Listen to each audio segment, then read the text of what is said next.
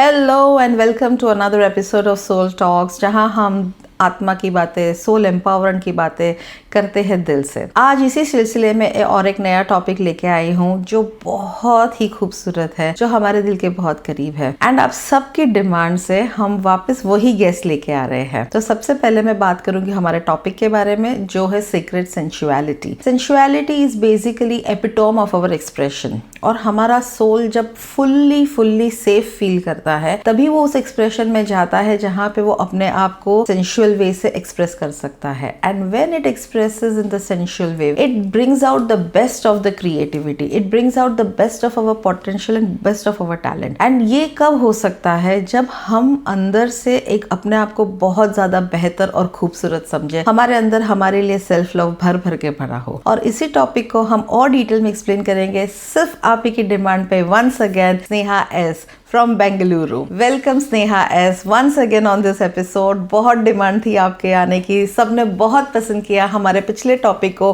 Which talked about the sacred feminine and sacred divine dark goddesses and the masculine and the warp reality. Everybody just enjoyed and we had so much of demand for you to bring back. So this time we are our topic, as I said, is about sacred sensuality. So sabse pehle let's dive deep into what is sacred sensuality. Sacred sensuality, firstly let me begin with thank you once again for having me here, And also the viewers, because they wanted you here. Thank you so much to the viewers for having me here. Yes. So sacred sensuality is a very deep part of ourselves, and it's a very beautiful understanding. It's a way of connecting to the world and to yourselves through the senses. It's really diving into that primal essence which makes us our being, this whole body, diving into the essence of the body and connecting with all of that which we have probably deemed again in the realms of our body. Okay. Yeah, it goes into even diving into understanding the shadow aspects as well, when we talk about the shame in our body, right? So it also touches upon that, but more about, can we enjoy our lives through pleasure, through the senses? Can we bring that vitality back? So sacred sensuality helps us connect back to those aspects of the self. It gets us connected to that feminine energy within ourselves, of creativity, of nurturing, of shining your light. It's a magnetic force, which is like that life force energy, which is our creative root chakra energy. Sacred sensuality and practicing parts of sacred sensuality allows that part of you to shine out. Okay. So we always look at sacred energy is our sexual energy. We need to acknowledge that. We have always told that this energy is not to be used or to be kept away or hidden or not speak about it, but that is what is present everywhere in the world. In fact, the world is birthed out of sexual energy. So it is acknowledging that energy within ourselves, working with that and enjoying this physical form that we have. It's not only about, you can say, just the pleasure of having sex and just sexuality, but senses, simple touch, smell, taste, are amazing senses which can absorb. That is what sacred sensuality deeply connects us with. I have been understood that one always feels more sensual before being sexual. Right, because only when we feel sensual can when the root chakra, the energy will rise into the sacral chakra, and only then we'll be expressing ourselves into it. So the combination of 5 senses together, when they act as one, is also called as sensual energy. Absolutely, absolutely, yes. So it's the sensual energy. First comes that it's like that aliveness. So brings about that deeper experience of sexuality, or deeper transcendental experience of doing this act of sex as well. So it does come first, a sensual being. And again, people say is it during only this time, that when we are in this place of like, okay, we are in an intimate moment with our partners or with someone we love, is when sensuality arises? No. Sensuality is a part of every day, every moment. It's that vital force which is constantly flowing through you. Right now, because of our conditioning, because of how we have viewed things, because we have not allowed our bodies, our minds, we've put like this, we build a dam on this creative life force energy, which is our sensual energy. And again, through the work that we do at Cosmica and again Mahakali, it's about breaking this dam so that the creative flow is accessible. It is just constantly running because we're born with it. It's just that through conditioning we have separated ourselves through it. So sensuality is our essential nature. It's just because of our conditioning we have learned to not talk about it, not express it, and we think that expressing it means we are we're deemed as wrong or not not a good person. But it's in honor. Sensuality, sexuality is a divine act, and if you start looking at that way, the experience of life itself shifts and your connection itself shifts because you're again connected to nature, the reality of your being, the true core of yourself. The true core of yourself, where you came from. Yeah. So Sneha S, I also wanted to know what is the intersection between the sensuality and spirituality. So when we talk about sensuality, we are talking about our body, right? In this aspect, in especially traditions like Tantra, you can say, the body is treated like a divine vessel. And that is the reverence we give to the body. So it's divinity. And so Sneha, then how is this sensuality, how can we actually understand sensuality in terms of mind, body and spirit? Right. So sensuality is a way of, like we said, it's about connection through our senses. It's about tapping into the wisdom of the body, treating the body as that divine temple. And what that does is it helps us transcend our limited beliefs in the mind, because our mind is again conditioned through what has been taught to us, right? What has been taught, especially when it comes to our sexuality. Our mind has been really taught how to condition everything according to that. So when we're tapping into sensuality, it allows us to break these rigid concepts of the mind. It allows us to transcend and touch upon that level of divinity which our spirit really is yearning for. We really want to experience oneness and wholeness within ourselves. So sensuality allows us to transcend the mind, the body, the spirit, and reach that point of ultimate oneness, that as a soul we know that we are connecting to that one consciousness, that oneness which exists and is all pervading at all times. So that's how sensuality can really help us take it forward. So sensuality then becomes kind of a vehicle to then express ourselves. Absolutely. Like we use our mind and like we use practices to ground ourselves and use the mantra chanting and things to bring kind of focus or allow certain things to move beyond. Sensuality in itself is a practice which transcends so many traumas and other aspects of the self which have been otherwise been hidden in our body. So when we are tapping into the sensual energy, we are basically reconnecting back with our source, with our fundamental reality, which is our body, our only vessel. Supposing when we connect to the source with our sensuality, like you said, we also bring a lot of wisdom, because when you're touching a source, you also bring something. It's an in and out process. Yes. So does that also help us in transcending further into our spirituality? Absolutely. In fact, in the spiritual world, everyone starts with the basic journey. We're starting with journaling, we're doing meditation techniques, we're doing one step at the other. While sensuality and tantra, that's why tantra is that concept which is about using this body as a vessel for transcendence. So when we look at sensuality in that aspect, it takes us way beyond that limited understanding or the limited conditioning of the mind. It takes us to the source, like you said, the ultimate creative energy. And that flow, you just become a part of that flow. And that energy is flowing through you. Because we were born with it, like I mentioned earlier. That energy is such a part of our self, but we have lost that connection.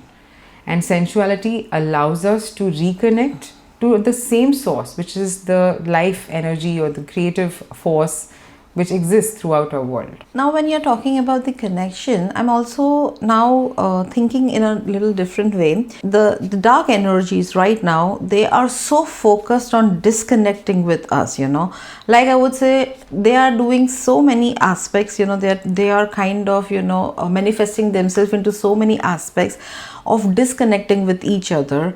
What is your take on that, and how can this be kind of help us into move ahead, Absolutely. So, you're right about that, because what in the world today, it's thriving on this idea of disconnection, on this idea of luring someone into something else, taking you away from that essence and the center of who you are truly meant to be.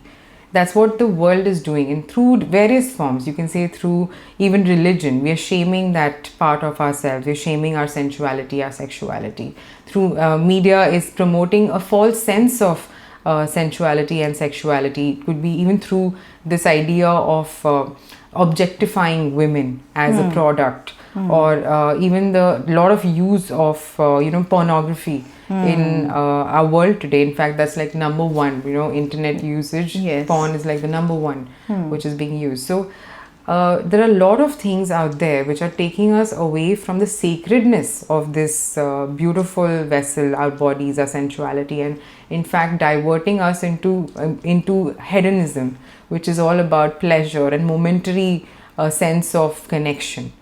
While sensuality is that vessel, or you can say it's that sacred, that it can take you beyond that. We are all, otherwise we can say, we're craving what? We're craving connection. We're craving deep intimacy. And the world is doing this to us. They're taking that intimacy away from us. And intimacy is scary nowadays for people, because who wants to be seen in their totality?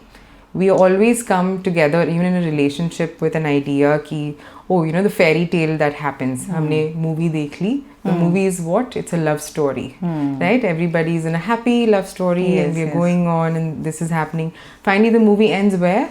When both of them get married. That's it. What happens after? Nobody speaks about that.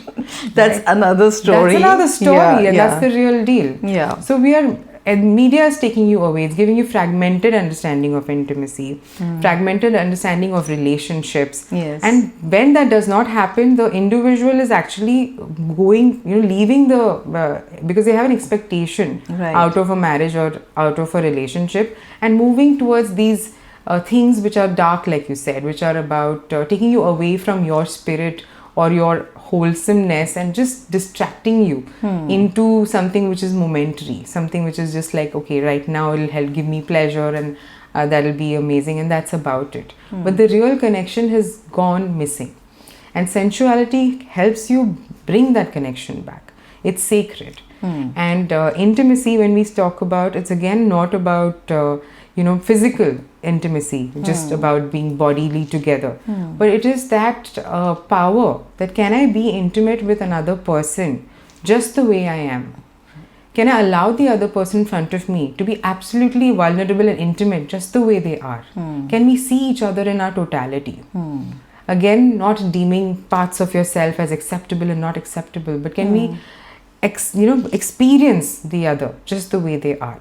That is true intimacy, and that requires so much courage, because you need to be able to see yourself in that light of totality. And sensuality makes it easy. It kind of allows you to honor those parts. Like even when you talk about body as a temple, still our organs, like when our genitals are like a taboo subject to speak about, right? Nobody goes there. Everybody is only about face and all of that. But the genitals are sacred. They are sacred vessels. So these acts that we are doing, and people are just going around with one night stands, or you can say getting too attracted to pornography, they are going away from this understanding of sacredness. And that is the damage of the world, because that's taking away connection, that which we are yearning for. Every individual is yearning for a connection. That's why these movies sell, because you get to see happily ever after idea, and they don't work because there's no happily ever after. It's really. never an happy ever. It's work. It's work about coming together, about keeping this intimacy going, keeping the sensual experiences within a partnership going. So what I'm trying to understand from your, information that you're giving is that sensuality is more about the ability to express oneself while in connection with other. Yes. Yes. Your strong ability to be connected to other and still retaining the part of it. That is, I'm understanding, that is a template that is being, that is a true template, and a lot of it is being siphoned away right now by a lot of dark energy matters, as what we are understanding. So another point is that there are a lot of beauty standards that they are being raised, around women, also now men, because now we have seen a lot of people, male models also, they are being objectified, so they are giving a lot of that shame and a lot of trauma on that, that you have to look a certain type, or you have to be a certain type, or because a lot of judgment comes around those people who are not in the model industry, but overall, if you are a little overweight, you are being judged, or if you are not looking so fair, you are being judged, especially in India. Being fair is one of the biggest thing. If you are not fair, you are being judged on that. So there are a lot of beauty standards. Why are they created? They are, I think, created so that we stay disconnected. Absolutely. See, the world which is profits out of the insecurities of a human being. Right. So they're constantly feeding you that you're not perfect. Why are people doing these deep skin or deep face, changes? They are literally cutting their, changing the shape of their nose, doing so many surgeries because of this insecurity which the world is feeding. This beauty standard that we talk about. Yeah. And this beauty standard is some kind of odd perfection, right? And that is damaging, far too damaging, because what we are missing out is that the real essence of a person is beautiful and gorgeous just the way they are. But because there is this label that this is the standard, everyone's feeling insecure because they don't fit into that standard. And imagine we're doing this right from the age of like little children. Now the media is not sparing children also. Oh yes, they are concerned about their looks, their way they're being, about their height, their style right now at such a tender age. Yes. And this is only going to create this more, that now I need to change my look, I need to change this about me, I need to change that about me. It's a morphed reality that they are trying to create, a morphed reality. Absolutely, yeah. They're projecting this on you, that beauty standards are different, that love means this. And none of it is true. It's a big lie. It's a big lie, because the beauty that we are talking about, or it's about owning yourself, every part of yourself, just the way it is. There is no standard of beauty. It's literally an essence within you. And once you're so connected with yourself, you're glowing inside out. So it's the standards come from where? It's just this, the entire, because that's the multi-million dollar industry, which is thriving on this. It is showing you this constantly, so that you keep looking for that, forgetting that is not real, and you're away from what reality is. So a lot of Kabbalistic energies kind of are in the play, when they create this kind of a thing, they take you away from light. The idea behind that is, the more amount of insecurity they create amongst you, because these are just dark entity forces, they feed off your fear, they feed off your loneliness.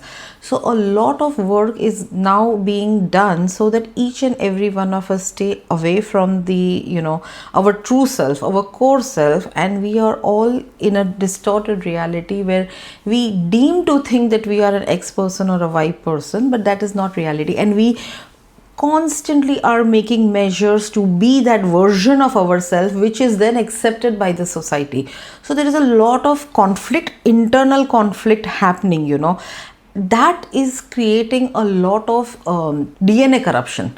If I have to say it very correctly, is there a lot of DNA corruption happening because of this, So how at this point of time, when we are, looking at these things, our sexuality and our sensuality can then help us heal and help us be one, at least be, bring our, inner Shiva Shakti as in union, and then we are in union with our outer world. How does that help us? So when we are born with this absolute, purity. We are that light, right? And everything around us, like we've mentioned, this, the darkness, the shadowy parts has taken away that peace, has always made us feel isolated and disconnected, right? So when we tapping into aspects, and we grow up into these individuals who are only seeking from another, seeking validation from another, seeking some kind of love, appreciation, something from another, because we're not able to give that to ourselves. Yeah, and every individual is walking around like that. So when two people come together, even if they're like, as a couple or as in a love relationship, they are only reflecting this kind of give and take, or this kind of smallness, like they're coming up with empty cups, empty vessels. They're not whole in their nature, right? So when we tap into sensuality, and especially on the path of Tantra, it's really about body, the senses, and in such a deep connection that the mind and the doubts of the mind disappear. Your mind reaches those points of silence and transcendence which you wouldn't have expected it to, because you're breaking certain boundaries, you're breaking some certain ideals. You're bridging that gap between your separation of the inner masculine and feminine in that. So that really helps us integrate things back. And if we start tapping into that understanding that our body is a source of wisdom, every sense in our body allows us to experience something new. And as a very simple practice, even the touch sensation, we are focusing on that. We reconnect back to our natural ways, and we can keep ourselves away from what the world is distracting us with. But yes, again, it requires some kind of introspection, some kind of awareness, because you see how the world is already running on this. It's fueled, and the fuel is going on. Every day we have so many different products coming out telling you this is good, this is bad. Every day there are new therapies and new remedies and new skincare and new this and new that. They're constantly doing that. So in that, when we connect with our sensuality or our sexuality, it's a sacred rebellion. It's a sacred rebellion. Why? Because we are honoring ourselves through this, and Tantra really emphasizes on this. Tantra is this path where we are telling that everything in the world is sacred, firstly, and every part of you is sacred. Like I was mentioning earlier, our genitals are sacred. Yeah, these are our pleasure points, and when we are even connecting with this, even as individual practices or as a couple practice, we are allowing that energy to rise up, to come into our authentic power, our real source of power and real intimate connection. Otherwise, we are just keeping everything away. We are totally distracted with it. And when you talk about the human body, why do we have these genitals and why do they have such pleasurable points? We don't question that. We've kept our sexuality suppressed in a way. We kept our, this exploration suppressed because it's always a shusha, no talking about it. But the basic understanding that a clitoris in a woman has got no other role but to experience pleasure. And how important is that, and why is it there? Because when we are connecting with pleasure, there is a release in the body. And this is not always necessary about like orgasmic release itself, but this is an orgasmic experience in the body, which heals the body, which reconnects you back to the source, the divinity, because orgasmic experience also is that like transcended experience. So it is meant for this. Our bodies are meant to experience joy, pleasure, release, but we have become these tight people, just like no. And then again, what has come in is this ideas of how society needs to be. Like we have these rigid boundaries, like a woman experiences her sexuality essentially after marriage. Yeah. In today's generation, the younger generation, too, have just using sexuality and sensuality just anyway. I don't even think we should call them that they are using sexuality or sensuality. Yeah, I don't think they're aware of it. They're not even aware, but for using term like such sacred terms for them is kind of not a right thing. Because I think what they are doing is they are actually kind of in a semi-pornographic relationship. Yes. Where we see that there is a lot of disconnection happening, Yes. like Yes, in fact, pornography has become the template to understand what sex can be, which is unfortunate because a relationship, and we actually have sex with another person, is nothing like a pornographic video. But that is the basic understanding for a young mind. That's the first thing they see and learn that this is what it is. But also it sets very high standards. if you look at any of the pornographic clips, they are shot over a couple of days. It's not a constant thing. And when people are aping those moments, they are thinking that this is what reality is, and they have very high expectations of themselves and from their partners. Absolutely. Which again causes disconnection. Absolutely. And you're causes right. frustration. Yes, because they are buying into some kind of ideal which is being shown in the porn industry. And what happens is, then it becomes about performance. Yes. How can I perform? Yeah, and men really experience this so much, because it's like, okay, can I perform? Or I won't be able to perform because the standards are really, really high.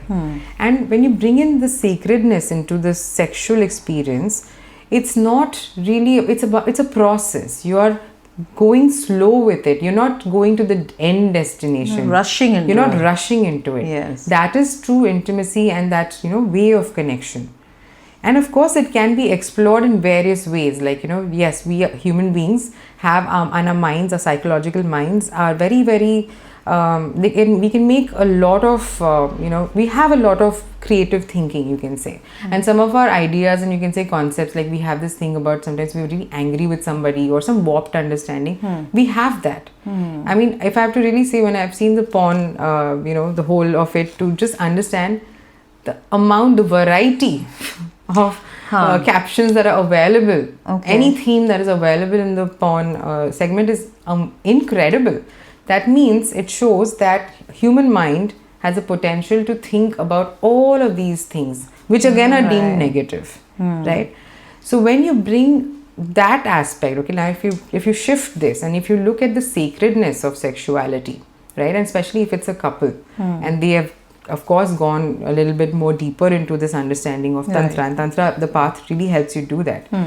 They can actually explore their psyche in that way. There are traumas hidden in these desires. These desires, some of the desires are very warped, but there are traumas hidden in these desires. And when you explore it with a partner, you are allowing each other to release and heal that trauma.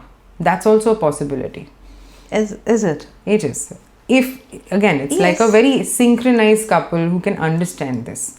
It's not something which you can just do to another person who doesn't have any idea about it. That's not the way to go. It's again, when we talk about that awakened man and awakened woman, to be able to hold that space for each other. So now when we are talking about this sensuality, which is a term, which is an energy, what I want to understand is that when there are a lot of traumas that are there in human bodies, that can be easily transcended. I have, had couple of times I've heard, listened, and that many a times when women, they have orgasms, which in India, a lot of time women don't have. But when they have those orgasms, they cry afterwards. It's a very common term.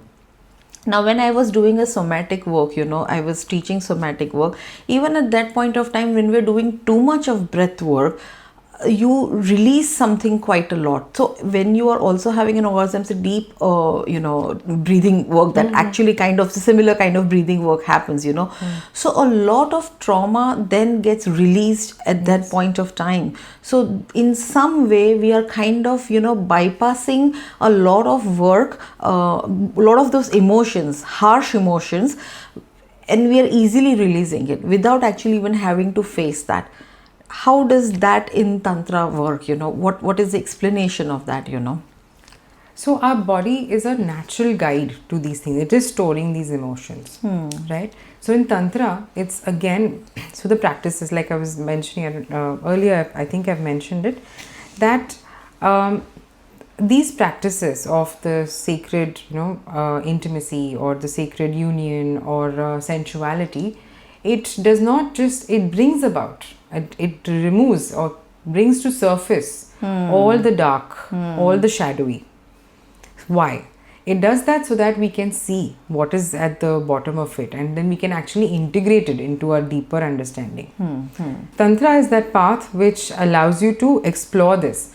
But in any path, we cannot really bypass it. Tantra is the easiest path to witness this and to cure this and to integrate this. But bypassing is not an option in any of this in this path, is because that will take you away again from the essence. Okay. You have to go to the core anyways. Okay. Even in Tantra.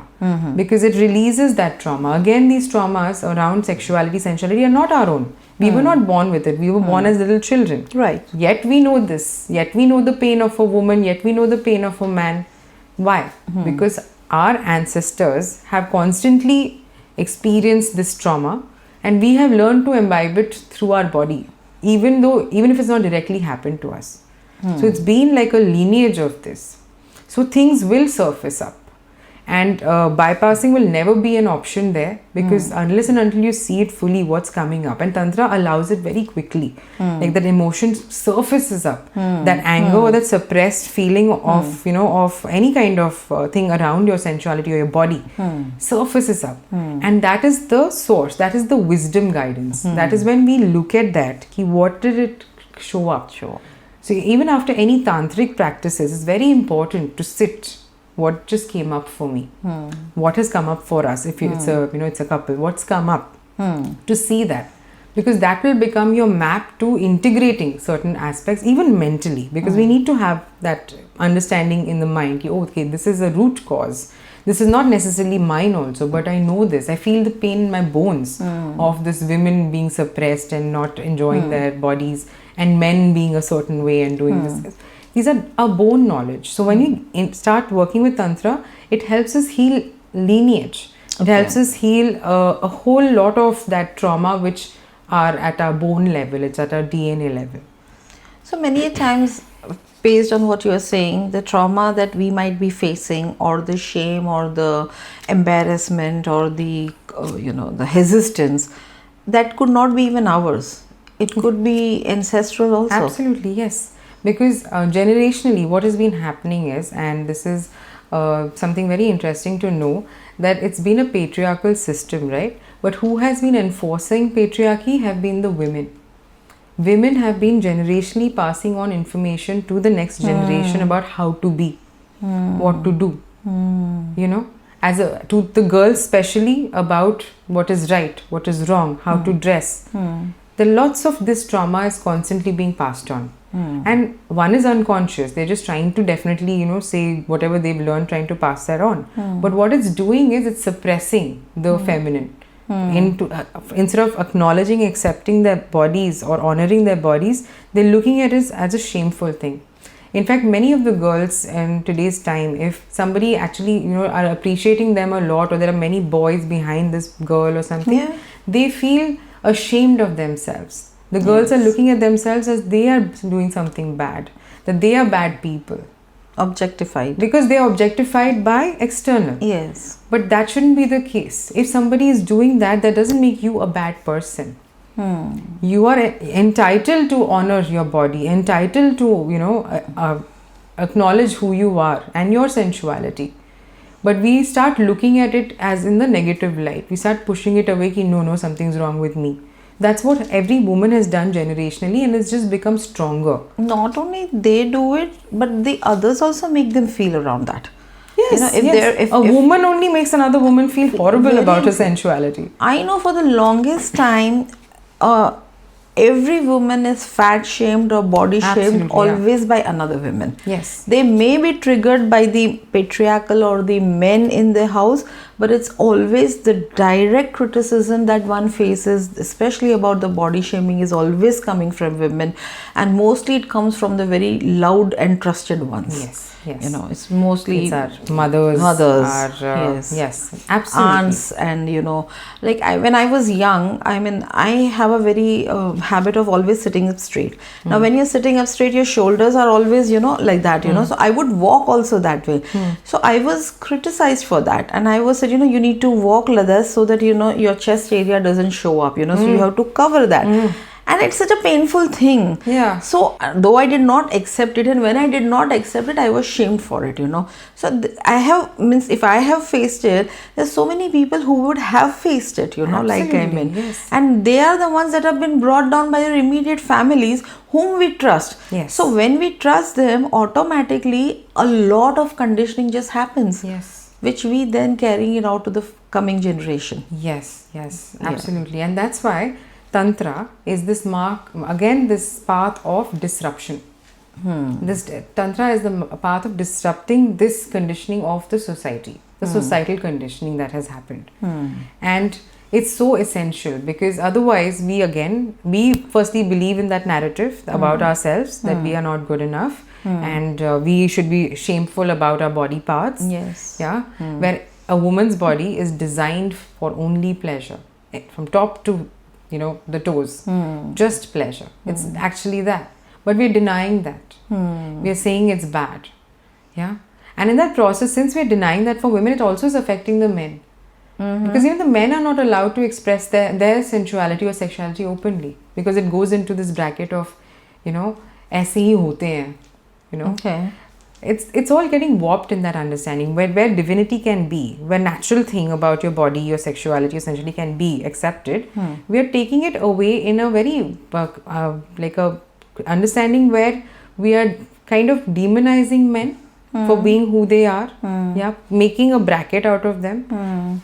Labeling them. And a woman is just becoming this victim or this tiny person, that this is the game that is being played, when in fact what's needed is for men to have that, that yes, they can honor their sexuality, their sensuality, their expression, and a woman can honor her sexuality, her sensuality, her way of expressing it.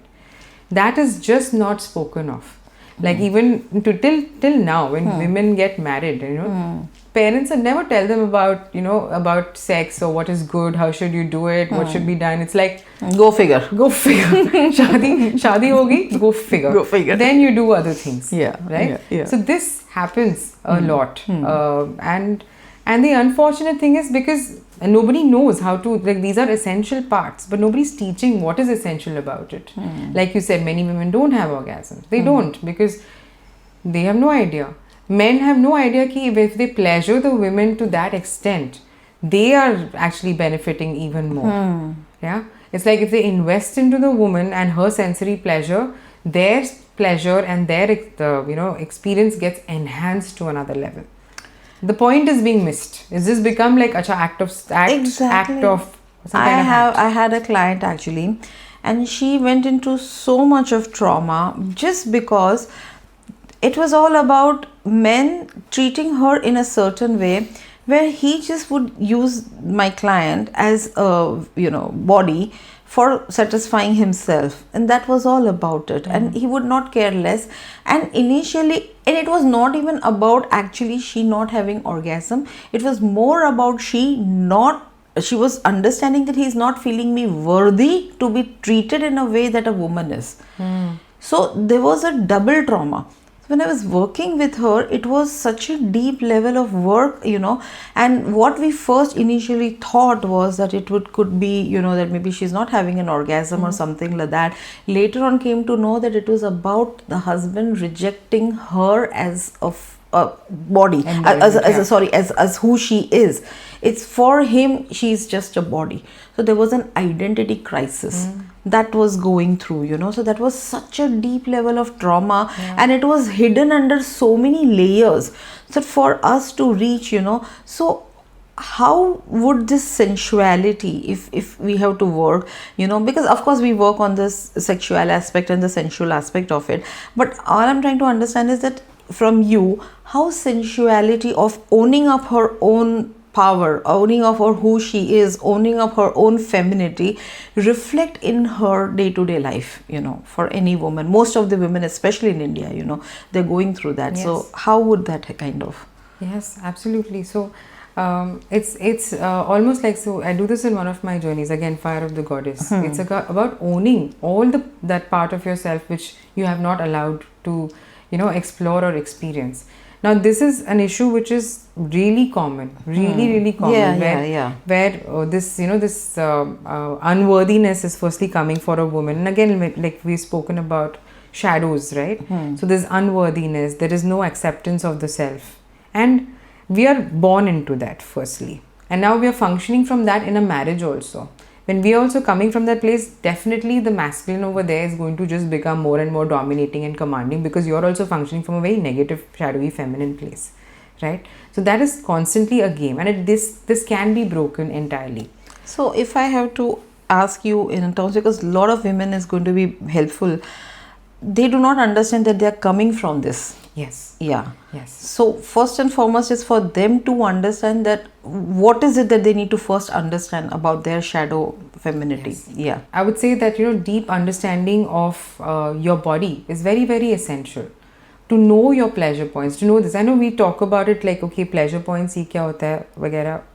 But to know that, yes, our body, we as a human being, are given these gifts of senses to explore.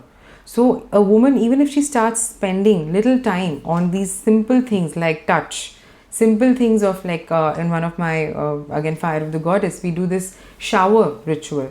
Yes. Okay, which is about tapping into your sensuality. If you really get present with that, what that guided visualization is about, is you're honoring every part of your body. You're feeling the shower, the water on you. You're connecting with your body. Yeah, because many women who have come to my circles also have been feeling that they've been in a marriage, but now everything is gone. There is no fire, there's no spark. Yeah. And why? Everyone's at equal fault. The woman is not feeling confident about herself. The man is feeling disconnected from her. We can't say who's to blame always, But in her situation, like some of my the women who come and have worked with me, what they got to explore is when they allowed these sensations to be felt on them, a whole another energy started getting channeled through them. Like chakras started opening in them, that, and especially as our root chakra started opening. And when root chakra opens, the energy can then finally move into your sacral and then into the upper chakras. That is so essential. So when that started happening, she starts owning her way, her expression, herself. Yeah, and this can be done through not necessarily sexual practices, just sensual practices. Yes. Just with this simple thing, like when that shower meditation, when you feel every drop on your body, you're feeling the sensations entirely. That's all it is. So you have to be present in your shower visualization process, what you are saying, or it's a shower experiential. What can you give a little? So depth? the process which I have, the shower meditation, which is meditation. Yes, I call it shower meditation, and Yes. I make it like do it every single day, because Yes. it can be a reminder for you to connect back to your reality. So the meditation is all about firstly being present, nothing else but present, then being observant of your sensations. Then there are these affirmations where we're owning, bringing that power back into yourself. So all those we do when we are in the shower. In the actually? shower itself, yes. So this is a beautiful meditation. Okay. I don't think anybody has probably done this, but I have this. So it includes cleansing of the body. So we're visualizing, we're allowing, like imagining this water is cleansing you. It's filling you up with different light as well. And finally, it's cleansed you even in the purest of white light. That essence. So this visualization, there is feeling. When you're washing, you're cleansing your body. It's a guided thing that wash gently. Be present with it. Be present with your body. And it's a 15-minute shower meditation. Yes. But it really brings back that connection of the senses, which a woman really needs in her life. Because when she sparks up, when she lights up the world. Yeah. Like the masculine is also waiting for her to shine her light. They shift when the woman starts honoring her sensuality. She becomes this force, the creative life force. The Shakti is rising in her so much that they transform in her space. You don't have to change or ask them to change. You become this. You become the magnet. The magnet, yes. Your power is so much that you become the magnet, and they turn around because they're waiting to see you in that power. Right. They also love it, and it's not for them that you're doing it. You have to do it for yourself. Yes. But the byproduct is that you are seen by the other in your wholeness, in your ownership of yourself. It's radiant. It's magnetic. So what I'm understanding is that it's never about the body, it's never about the figure, it's never about how you look, it's never about the body vitals that you have. It's essentially about your sensuality and sexuality, which keeps the relationship going. Yes. The more connected you are with these parts of yourself, it keeps things going, because it is needed. When you talk about marriage, two people coming into marriage is also what? It's almost like you're contracting that you can have sex. Right. You are not going to be told not to have, or it's a bad thing anymore. But why does it stop after a certain point? Why do the gaps become so much? What gets lost? So my thing is, from what I'm understanding you, is that instead of finding the spark within the relationship, there are people who walk out of the relationship to find spark somewhere because of the newness. Temporary. It will be temporary. They don't realize at that point of time. So that is why a lot of illicit affairs or extramarital affairs happen while they are looking to find out the newness. Yes. But it doesn't stay for a long time. Absolutely. Yes. Right? Yes. Okay. Yes. Can you elaborate on that? Yes. So infidelity is like one word, we know about infidelity. Yes. Infidelity is that cheating experience or being cheated on experience, which, if you really look, almost every human being has gone through it. Yes. Every human being. Yet we behave like it's only happened to us. Yeah. But every single human being has gone through it. And then why? Why this? Like you mentioned, newness. Yes, there is a thing about newness. Maybe Isme will be like, give me that. Because what we are desiring is a shift. We are desiring a spark, because creative life force energy is that energy which takes you up. And usually when you meet somebody for the first time, there's attraction. That energy is on a high. Right? And when you it's a mental stimulation, not a physical one actually. It's a mental stimulation. And that again is experience in the physical body also. Because you can manifest feel the it through sensations. physical aspects. Yes. So we are doing that constantly. We want that kind of a newness in things, right? But since we don't know how to create it within the same structure, then we start seeking it outside. And again, this can be further broadly understood that human beings are designed to grow in sexuality, in sensuality. But what our typical marriage looks like is, this is it. We have sex once in a week. We have it only this way. There's only this way of doing it, and only this. So what are you doing is you're cutting it down. You're making it stagnant in a way. So you are kind of, so obviously, and like a man or a woman, we all have different vibrations, and we actually are all sensual beings. Can really tap into this. But since we are cutting this aspect off, we forget of, so it can happen that the man is more wanting to be expressed but not getting a chance, or the woman is more like she wants to experience newness but the man is not. So this is the disbalance, right? Again, we're depending on each other for giving everything also, that. So there are various levels we can, things can be explored. And in today's time, it's really about an individual to be able to understand what are their needs. And if you're in a couple relationship, then to see how you can actually make each other grow, even through this, even through sexuality or sensuality. It's not to be like, acha ye itna hi hai, right? Like a typical thing will be like one position, one this thing. That's about it. No. There is so much more. And again, like I said, sometimes it's not even about the orgasm, but it's about the orgasmic state. It's about the intimate body connection. It's about holding each other. It's about allowing each other to feel, to be embraced, to be open, to be vulnerable.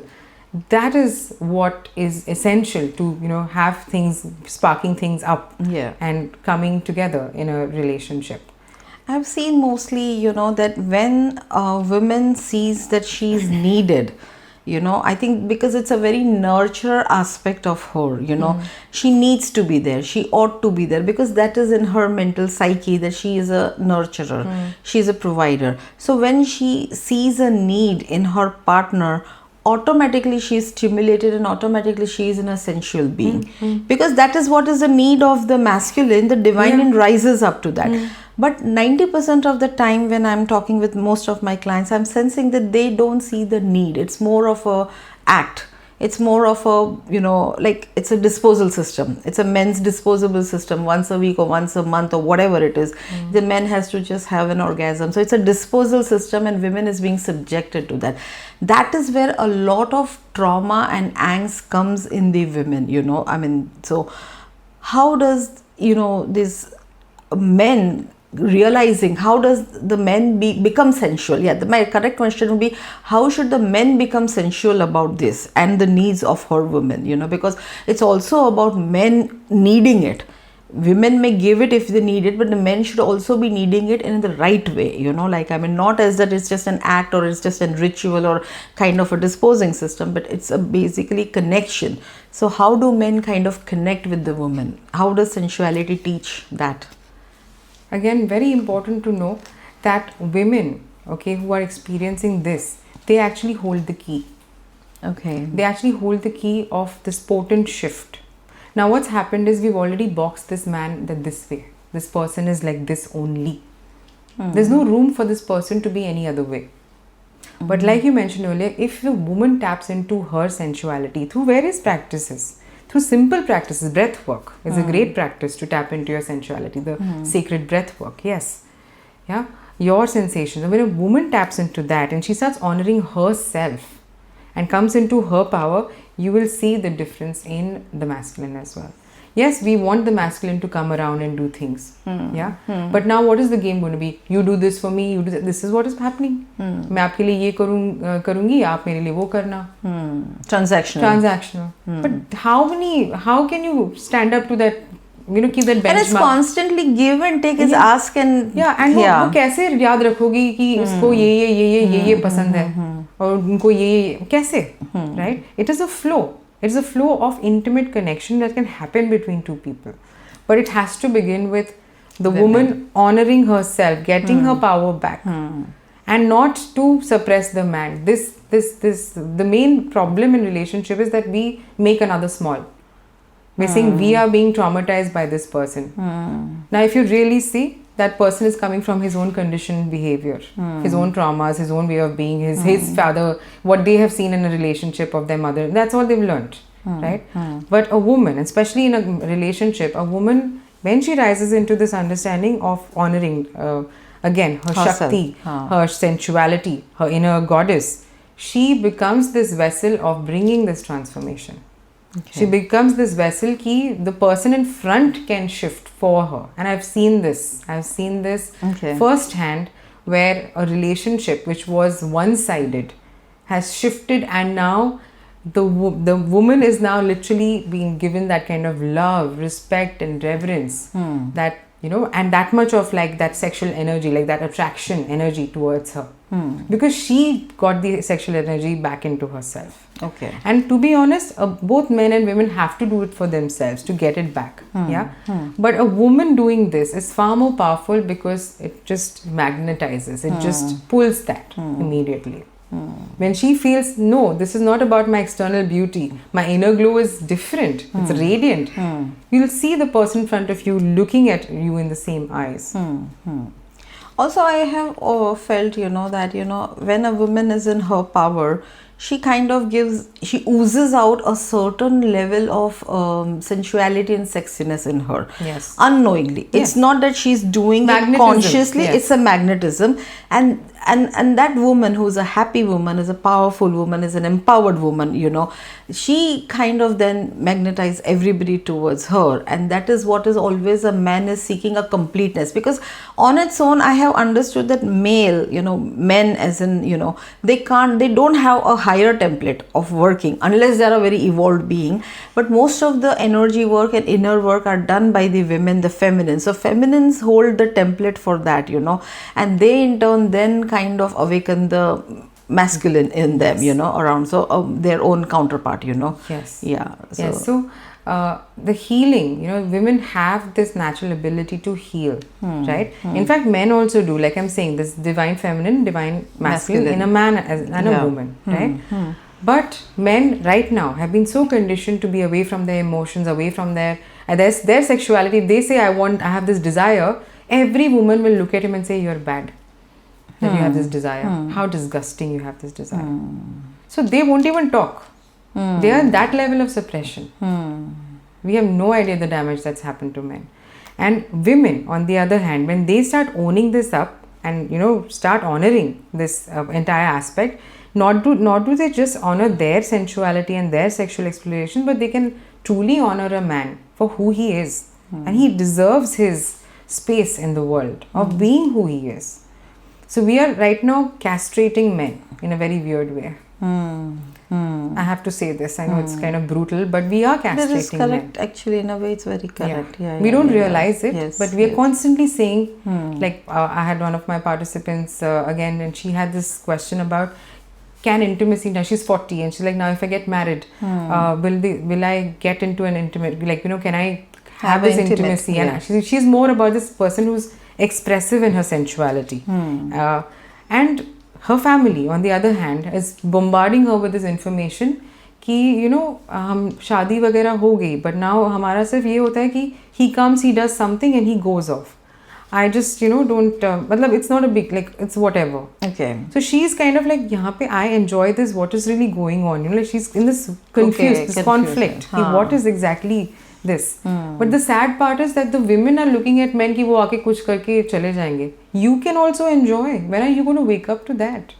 So that is her own inner sensuality that she has to awaken. Yes, yes. Which women are also not aware of. No, like I said, women suppress women. Women, yes. And then women don't know how to express their sensuality. Because when they try to express the sensuality, they are deemed as these women who are, too forward or just Yes. too, like, matlab, they just, any man will, that kind of, they start putting her into that bracket. So I know of so many times that when there are women who are single, a lot of people who say that it's better to stay away from that because she will be needy, and the women around those single women, they would keep that woman away from those men so that because she will be she's always available, maybe our men can stray and all of this. There's a lot of insecurity harboring around those things. I have seen that. We had very, very clearly, we had seen with one of my client also and one of my friend also, we had seen that so it was very alarming to see that that there is so much of fear around of women being single, which means that she holds so much of power that all the other people around her are insecure. So again, it's a reflection of the condition and the society and what the patriarchy has put in. Insecurity. Women are filled with insecurity, and it's the worst thing to have. In fact, insecurity is such a shadow aspect of the self. It has to be dealt with immediately because it festers. It festers in the worst possible way, really into bitter relationships, really into that, like you're just living life with, but in this, in anger, in this, like, oh, you hate the other, but you're living with them. So that's what it can lead to if you do not deal with insecurity right at the beginning. Insecurity is also something that can be dealt with. Now, this is going to happen. There are going to be single women, there are going to be single men. Yes. So now if you're going to be insecure, you're going to make sure that things like this manifest. And you're in constant circle of that. So that insecurity is your problem. You have to deal with it inside. What is this? Why am I insecure about my partner? What is the connection between us that I have to feel insecure about him? Yeah. Why are we then again if that woman taps into her sensuality, connects back to her essential nature, she can shift that relationship. She can be so magnetic in her relationship that insecurity will disappear, and the person who is there in front of her will honor her for who she is. So in my friend's case, she literally had to disconnect with a lot of us because she said that I'm tired of being subjugated to such tortures, like all the time men ogling at her and their wives kind of giving her bad stares or whatever shit happens. So kind of she literally disconnected with the whole aspect of us, which is then she's already a single woman, and then we are still singling her out. There is so much of insecurity within a woman. Women, it's like really sad. and that insecurity is being passed to that women also, because now she's afraid to even mingle with most of us. Yes. She was really afraid. Yeah. Yes, she was so afraid to mingle with all of us, she kept her distance and she keeps her at bay, okay, so only if you girl gangs are meeting, I would meet, and that also, so it's a very messy thing, and sometimes I feel I empathize with her, that this is not the right way, let world think what they want to, but again that fear of, I don't want to be thinking that, oh, I am trying to tap the husband, or I'm trying to do this, or because I'm single, I'm, so that is her level of insecurity all also playing, of her shadow feminine side is also coming, that I don't want to be tapped as a, something like this. Or maybe she's really had those experiences, women have made her feel that way. Yeah, she had that. Yeah, and so that's just like, let's just stay away. Yeah. Because multiple such experiences only causes that kind of disconnection. That is, You'd want to instead of we healing her as friends, we taking care of her as friends, we are just giving her that, okay, push. We're pushing her Stay off, away. you know. What yeah. are you doing? Yeah, you know, that's the society at large, you know. That's what. society And at large. this is insecurity which is festering everywhere. Yes. And again, like I said, women are doing this. We have to be so careful about what is that shadow feminine which is playing out in us. Is it ours? Is it that voice which is telling us to do this? Is it our voice, or is it our ancestral, carried on pain voice? Yeah. Because not necessarily it's yours.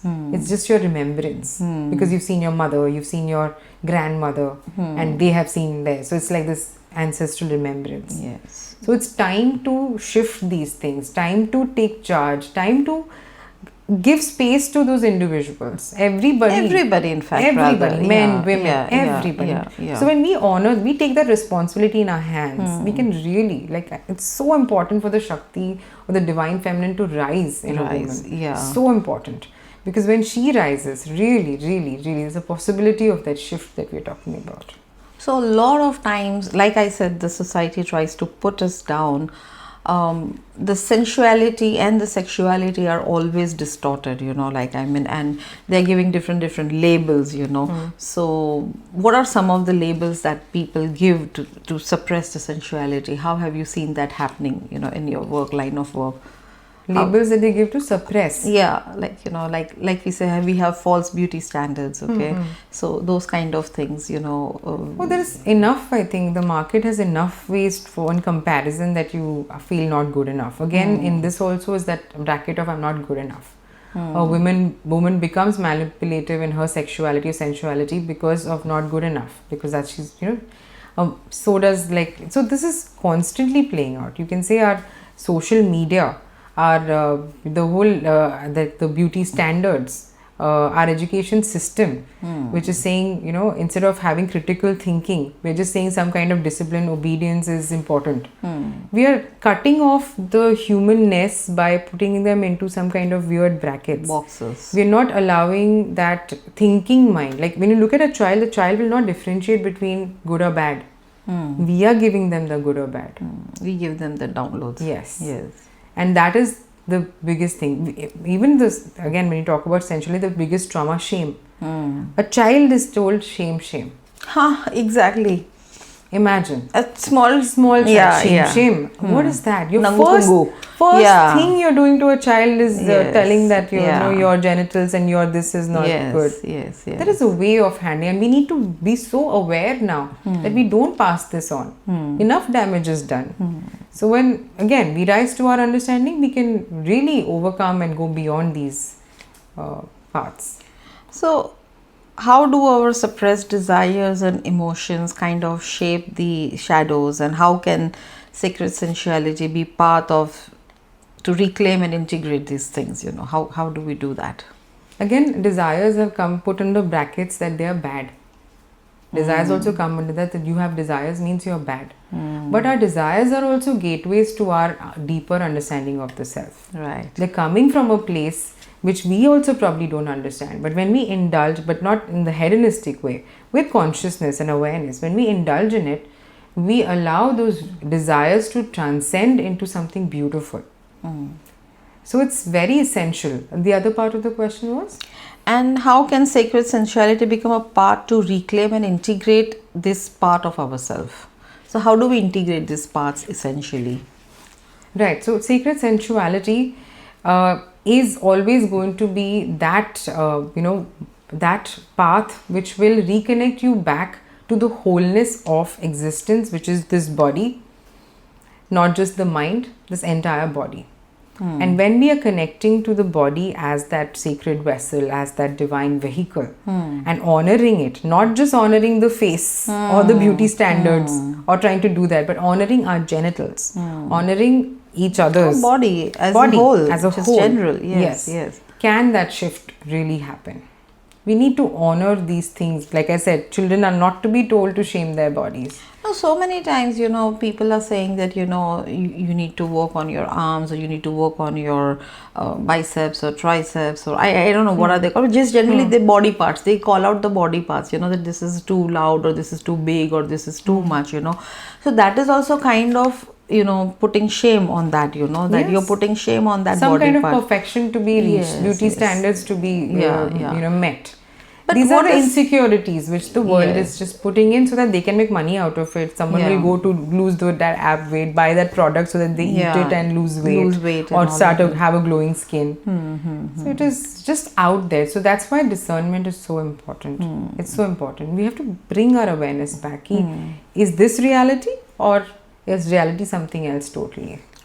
So a lot of this information is coming from the part of Tantra, and also we have it from different goddesses also, like the Shiva and Shakti. The Shiva was the epitome of the whole Tantra, and through Vaibhav, Bhairav, Gyan, he kind of passed, and through, Kama Sutra also he passed a lot of this information.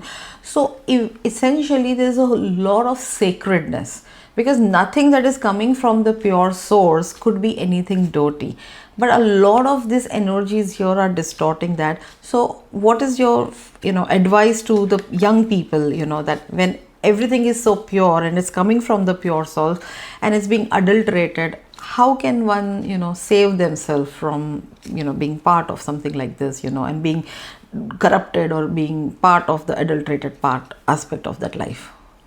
Right, that's a very challenging thing to do in today's world, firstly. But very interesting. Like, yes, when you talk about Kashmir Shaivism, Shaivism has these certain texts which were put together by Abhinav Gupta. Very interestingly and beautifully. And like you mentioned, Vigyan Bhairav Tantra, it's a conversation between Shiva and Shakti. True. It is a conversation, and they're having very deep conversation. They're having this conversation, and what is the conversation? Is about non-duality. It's about bringing in that essence of, can we be here right now in this moment?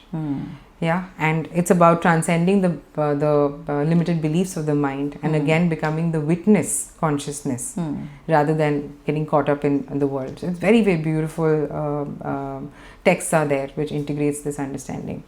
I would say for any young person to not get carried away, it is going to be a challenge, because it's so difficult for them to even have this understanding what is right, wrong, what is what is the right path.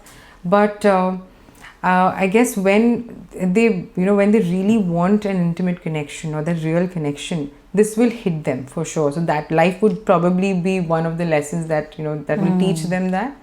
And most importantly, I think as a human being, we should have that reverence for another. So if that reverence for another is missing, that's already a sign that there is some disconnection here. Yeah. So the basic reverence that, okay, when I think about a woman, what do I think about? When I think about a man, what do I think about? So we need to see what our belief systems about each other are.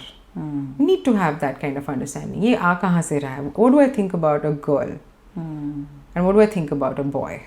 Right? We have these judgments. So to be able to see ki, is it right to do that, because we're putting everything into one person, kind of looking at them into that one lens, or can we release these things? So I think it's so important that this knowledge of sensuality is given to the younger masses. In fact, it's like they are not aware of this, so this information has to be spread.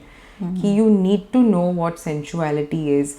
You need to know that your body is amazing just the way it is. You need to know that you're allowed to feel pleasure in your body. Yes. You need to know that it's, you are magnificent just the way you are. Your body is magical.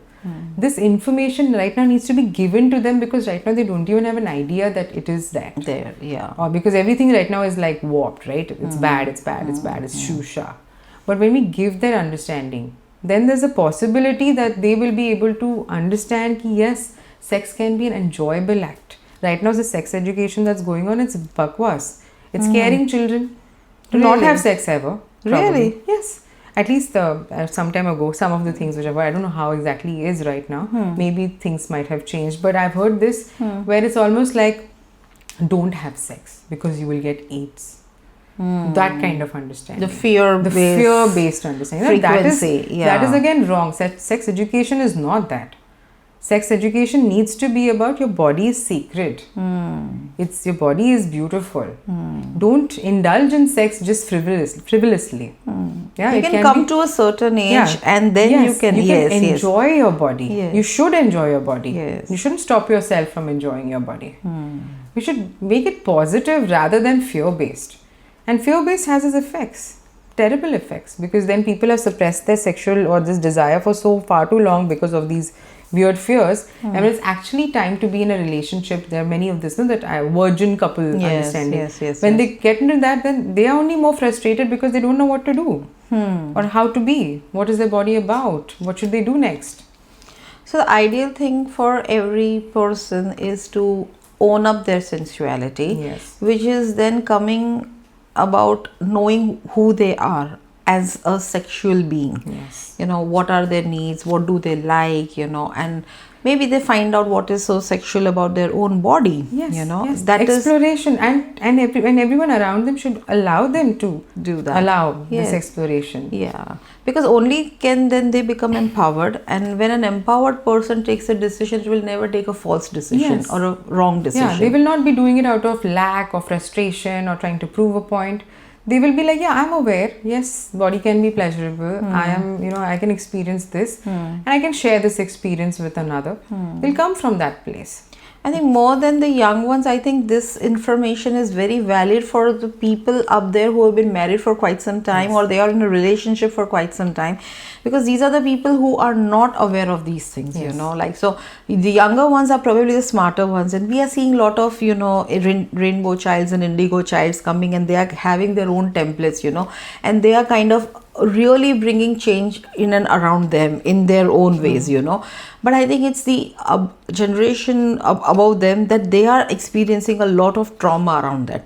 They were never taught, so now probably, because I'm seeing a pattern that now the mothers are teaching their daughters, in her own way, because she's stopping that, ancestral trauma. She's stopping that thing that I have taken enough from my seniors above. I don't want to pass it to you. There are some evolved Yes, parents definitely. also. There are some evolved sisters and all of that, and they're teaching that. So I think this kind of information of bringing your sensuality is more up for this rather than the younger generations, because the younger generation, the Gen Z, they are super confident about their body. Maybe they are having their body types and they want to be slim and they want to showcase more of their body as a product and all of that, but they're very super confident about it. That is also one positive thing that I'm seeing about them, though it has its added pressures also.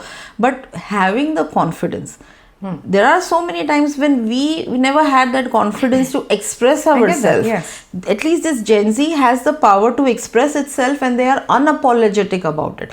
If they are showing a skin show, if they are doing that, they have a better body which they can do it. Maybe what they're doing for that could be a traumatic part, but when they're out there, it's there, so that is also giving them a little high about it. But sensuality and sexuality is beyond all this, because a lot of these young generations, they don't understand, or the older generations, they don't even understand this.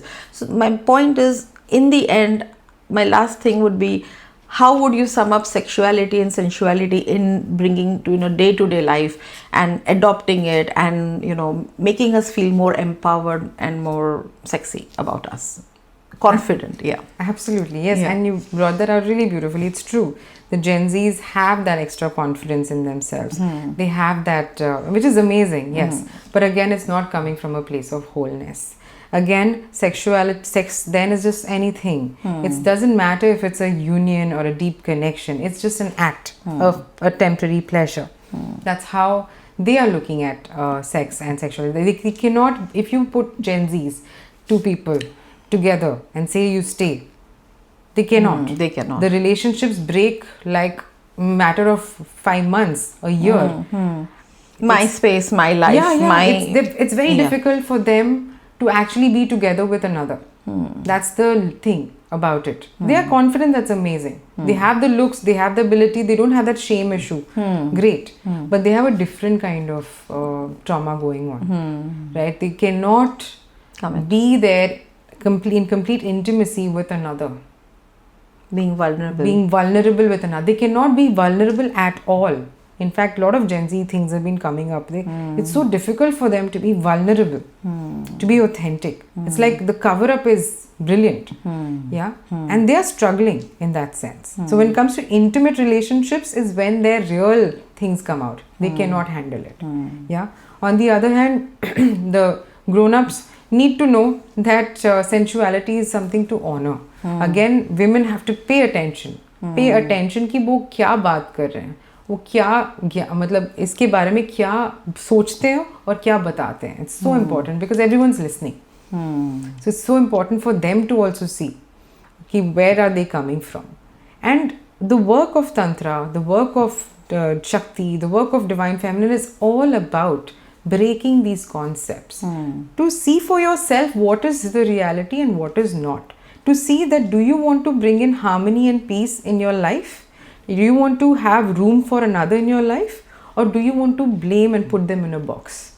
The moment we put somebody in a box, we've taken away their power. Like I say, we castrate. We've taken away their power. But when we start understanding our own sexual nature, our own sensuality, what lights us up, we are lit up firstly, and we become magnetic, and we give room to the other to allow themselves to express who they are, what they want, their desires, their needs, and we are so magnetic that we can hold that space for it. Yes, you're allowed to express. Yes, you're allowed to ask me for this, because like I said, we are human beings. We are growing. We are not. We can't say कि अच्छा बस शादी हो गई तो इतना ही growth है. ऐसा तो नहीं होता ना. We are growing. We are getting older. Constantly evolving. Yes. So even sexuality and sensuality is a growing aspect of the self. Different ways of exploring that. When we are constantly in the flow and understanding each other more, what would they like, what would I like, what do I like firstly, sharing it, being more open about it, can that shift happen in our consciousness, in our relationships? And of course, that will be a direct reflection to the generations who are looking up to us, right? So that indirectly, we are kind of helping them transform and understand better. So sensuality definitely plays that vital role in that bringing about a revolution in relationships and allowing newness to happen. So again, right now as where we are in this world, okay, there is so much going on. You spoke about LGBTQ, right? So we have this different plethora of understanding and people wanting to be in their own space in different ways. Express themselves. Can we give room without judgment? Can we stop labeling anybody? Yeah, world is changing. We are no more now we have concepts like polyamory, polyamorous. That concept is coming out so strongly. Monogamy is becoming redundant. But it's not about advocating this and not this. It's not about that. The thing is that through sensuality and understanding the self, we can go beyond these concepts, these older ways. These are old ways, no? All of these are old. Polyamorous also is one way. Monogamy is also one way. You are capable. Threshold of a new ideas, new revolution. New revolution which is based on sincere connection, authentic understanding. And it could be asexual also. It could be sexual also. Asexual also. Asexual also. Whatever it is. It's a choice, but it's coming from that place. Let's not put ourselves, or let's not judge each other. Let's make room for something more beautiful. That's possible through integrating sensuality as in our daily lives. And it's so simple. Sensuality integration is so simple in our daily lives. And every woman should have knowledge about sensuality, honestly. 1 or 2 tips on day-to-day how to be sensual. Yes, so one of the important things in our Indian culture itself, and the Natya Shastra is the Nav Rasas, right? First one is Shringar, emphasizing on how important, and this is not Shringar of external beauty, and yes, that is a part of it, but this is the enjoyment of a woman taking care of herself. Self-love. And this is again not that kind of self-love ki I'm saying something to myself. But this is the genuine thing ki I want to nourish myself. I want to take care of myself. Nurture myself. Yeah, not that going to the shop, buying something like that self-love. No. Self-love is also now into so many different aspects, Yes. Like so this is the kind of love where you're like, you're energizing yourself. When you're wearing that bangle, you're wearing it with love. When you're putting that bindi, you're doing with so much of reverence. You're gazing into your eyes, you're spending that kind of energy with yourself. And these things which our Indian culture also had, no, the anklets and all of that, these were such beautiful things to bring in positive vibrations in the house. Yes. Anklets would do that, you know. Yes, yes. So women doing They would Shringar. feel also very feminine. Yes. You know, when you wear things, it makes you feel very feminine, you know. Yes, Yeah. absolutely. So simple practices is this. Tap into your Shringar Rasa. Immerse in Shringar Rasa. Yeah, immerse it like you are a divine being. Your body is a vessel. You are divinity. How would you dress up divinity? How would you take care of this beautiful vessel that you have? Like a temple. How would you take care of this vessel? Bringing that essence into it. Then exploring senses. Even your taste. Like simple things as a blindfold and just taste in that moment. Like when you're having your coffee, sip and just be. Enjoy, relish, learn that. We are always in the speed. Yeah, absolutely. So slow down. When you were saying, I was just remembering how much of a speed we are in to actually have everything. Absolutely. When you said about this, it got me thinking. So yes, please continue. Yes. So these kind of practices, very simple practices, but work with your senses, your present moment awareness. And always remember, the moment we are having this, the somebody outside of us is triggering you, like we are angry with this person outside, know that it's somewhere here. So reflect inside, go within, and tap into your sensuality, because that's a magnet. So that's what I would definitely say to everyone. Thank you so much. It was such a wonderful to know in depth so much about ourselves, you know, and how we can be wholesome and complete with our own energies, where we don't have to look outside, but we can just integrate a lot of things with our own, balancing our own energies, and then magnetize ourselves, you know. Thank you, Sneha S, for this wonderful talk on sacred sensuality. Thank you so much for having me here, Nirjara. It was lovely, and being a part of Soul Talks was really fun. So thank you so much for bringing in such a beautiful space where we are talking about soul integration, soul connections. That's and really how beautiful. all these aspects evolve, allow us to evolve our souls is always the agenda, you know. That's beautiful. So at the end of this whole topic, you know, I was just feeling when you were saying about the senses, I would just like to say that I allow to flow. I am the flow. I am creative. I am, nurturing. If we say this to also ourselves, these are kind of affirmations that are about, sacred sensuality. If we keep chanting these also, I think it kind of brings about certain level of shifts in us, you know. Absolutely, yes. Yeah. Yes. So maybe ending with an affirmation that I flow, we all flow is a wonderful way to end the session. It is. Thank you so much, Dr. S. Thank you. Thank you so much.